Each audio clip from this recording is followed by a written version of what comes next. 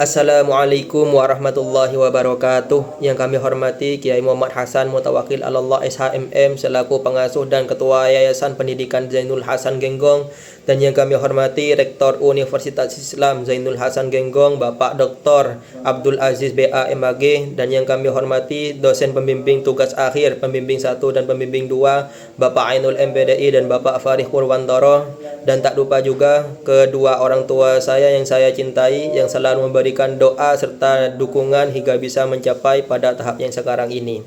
Di sini saya atas nama Muhammad Khalilur Rahman akan mengikuti ujian seminar proposal tugas akhir Universitas Islam Zainul Hasan Genggong tahun akademik 2025-2026 yang berjudul internalisasi nilai religius peserta didik melalui program amaliyah keagamaan di MTS Miftahul Ulum Probolinggo. Langsung saja di sini pada bab 1 latar belakang masalah. Jadi internalisasi nilai religius peserta didik itu memuat proses penting dalam pendidikan agama Islam. Jadi bagaimana sekiranya peserta didik tidak hanya ditekankan pada pemahaman kognitif saja, tetapi juga dengan adanya penghayatan dan sekiranya nilai-nilai tersebut dipraktekkan dalam kehidupan sehari-hari.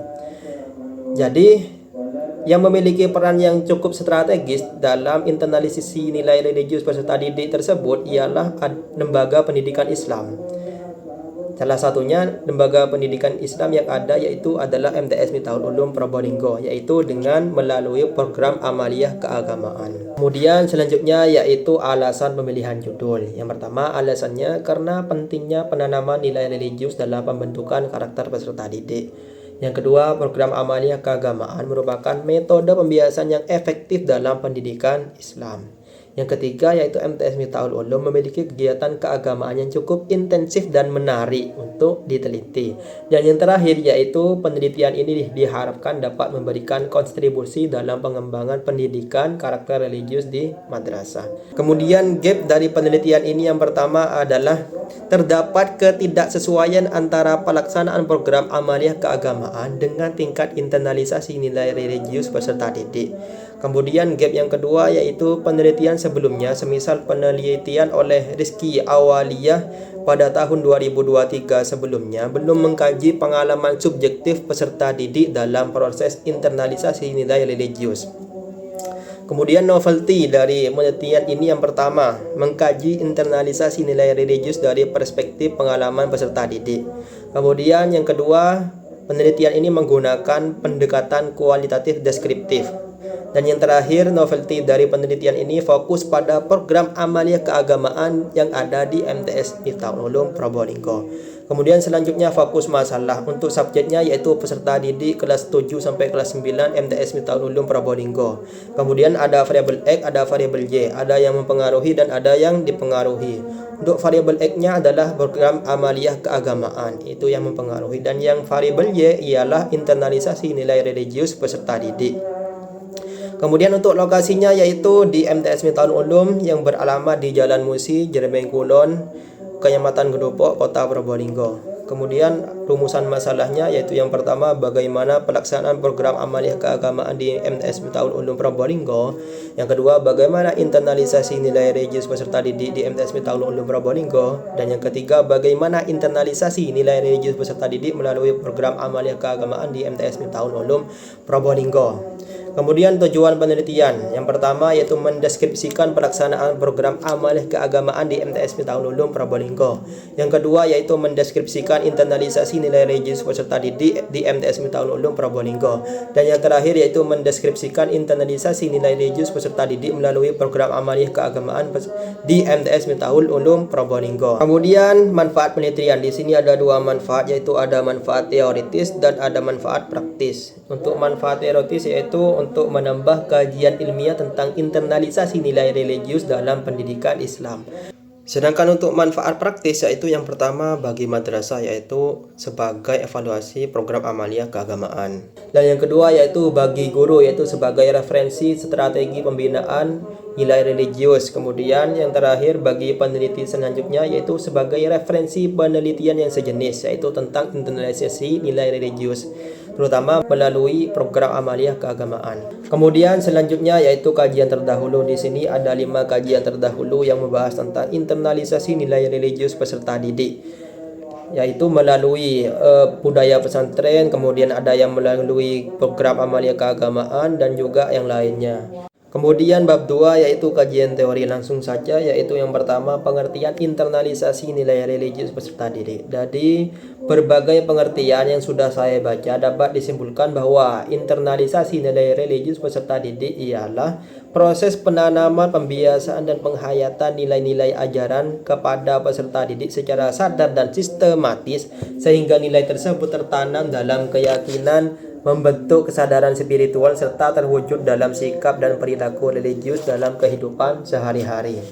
Itu pengertian dari nilai religius. Kemudian di sini ada hadis tentang internalisasi nilai religius peserta didik, yaitu yang berbunyi an Amri bin Syu'aibin an abihi an jaddihi qala Rasulullah sallallahu alaihi wasallam muru auladakum bisolati wahum abna'u sab'i sinina wadribuhum 'alaiha wahum abna'u ashrin wa fariqu bainahum fil madaji'i.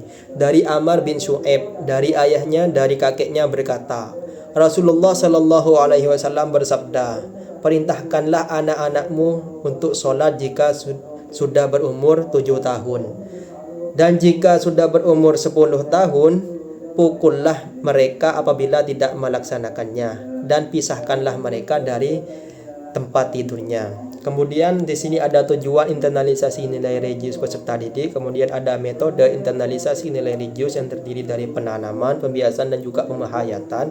Kemudian indikator dari nilai religius peserta didik yaitu ada sholat duha, pembiasaan pembacaan surah Al-Waqiah, pembacaan doa sebelum dan sesudah belajar, kemudian sholat duhur berjamaah dan juga istighosah. Kemudian selanjutnya pada bab 2 yaitu ada pengertian tentang program amaliyah keagamaan, yaitu serangkaian aktivitas yang dirancang dan dilaksanakan secara terjadwal dalam lingkungan sekolah untuk membiasakan peserta didik melakukan ibadah dan praktek keislaman secara rutin sehingga memperkuat pemahaman, penghayatan dan karakter religius peserta didik melalui pengalaman spiritual yang nyata. Kemudian di sini ada macam-macam program amaliyah keagamaan. Kemudian ada tujuan program amaliyah keagamaan yang salah satunya ialah internalisasi nilai religius peserta didik. Kemudian ada indikator program amaliyah keagamaan, yaitu yang pertama perencanaan program, pelaksanaan program, kemudian metode pembiasaan, kemudian evaluasi program, dan juga ada faktor pendukung dan juga ada faktor penghambat. Kemudian selanjutnya yaitu proses internalisasi nilai religius melalui program amaliyah keagamaan. Jadi dalam prosesnya tersebut juga melibatkan peran guru dan juga lingkungan madrasah. Nah, kemudian selanjutnya yaitu kerangka konseptual. Di sini ada program amaliyah keagamaan melalui internalisasi nilai religius peserta didik, yaitu adanya penanaman, pembiasaan dan juga penghayatan. Kemudian di bawahnya ada kedua indikator dari internalisasi nilai religius peserta didik dan juga indikator program amaliyah keagamaan.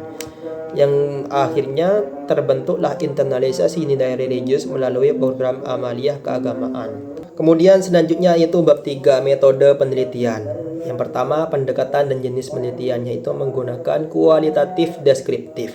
Kemudian selanjutnya kehadiran peneliti, yaitu peneliti bertindak sebagai instrumen utama, terlibat langsung dalam seluruh proses penelitian mulai dari perencanaan, pengumpulan data hingga analisis dan penarikan kesimpulan. Kemudian selanjutnya data dan sumber data penelitian, yaitu ada data primer dan juga data sekunder. Data primer terdiri dari kepala madrasah, guru, peserta didik, dan juga pihak terkait lainnya. Untuk data sekunder yaitu terdiri dari dokumen resmi madrasah seperti profil madrasah, visi dan misi, serta struktur organisasi, kemudian dokumen program amaliyah keagamaan termasuk jadwal kegiatan, pedoman pelaksanaan dan laporan kegiatan, kemudian arsip kegiatan keagamaan bisa berupa foto, catatan kegiatan atau laporan dokumentasi. Kemudian peraturan madrasah dan juga dokumen pendukung lainnya.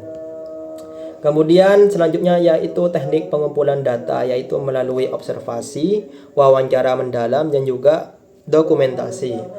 Kemudian teknik analisis data yaitu melalui reduksi data, penyajian data, penarikan kesimpulan dan juga verifikasi. Kemudian yang terakhir yaitu pengecekan keabsahan data yaitu melalui kredibilitas data, triangulasi dan juga dependibilitas. Sekian dari saya, mohon maaf apabila ada kesalahan. Ihdinas siratal mustaqim. Assalamualaikum warahmatullahi wabarakatuh.